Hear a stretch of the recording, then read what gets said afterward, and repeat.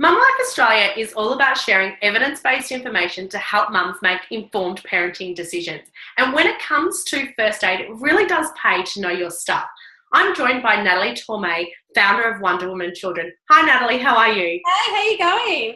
Nataly, I'm really well, but what I'd love for you to do as a first aid educator is I'd love for you to bust some myths that are around first aid. And the first myth I'd love to know more about is nosebleeds. I remember as a child, I used to have heaps of nosebleeds, and I remember the first thing my parents would do would be to get me to have my head laying back.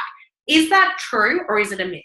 So it definitely is what happened. So I was the same. We had to tilt our heads back and drink all that blood.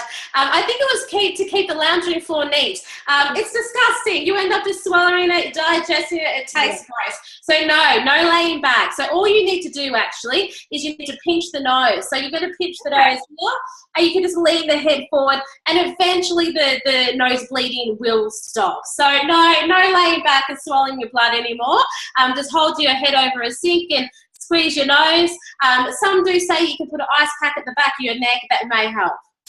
That definitely does sound a lot less traumatic than what I went through.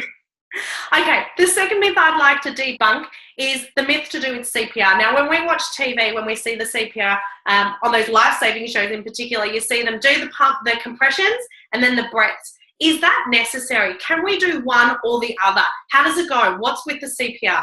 So look, good news. You don't have to kiss anyone when you do CPR now. So you can just do your compression only CPR and give no breaths, which is an absolute relief to some people.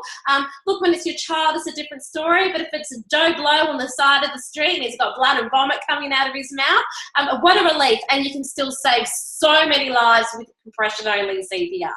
That's a great tip, because I think part of it is to remember how to do both the compression and the breathing. It can be just so overwhelming. So I think knowing that you only need to do the compression if necessary does take a bit of that weight off the shoulders. So thanks for that. Okay, our last tip, poisons. Okay, so if our child has ingested something that they shouldn't have, I've always heard that what you should do is you should actually try and get them to vomit. Is that a problem? Is that true, or is that a myth? Big problem. It's an absolute big problem, but you're not alone. So I was told certain things about drinking milk or vomiting it up straight away.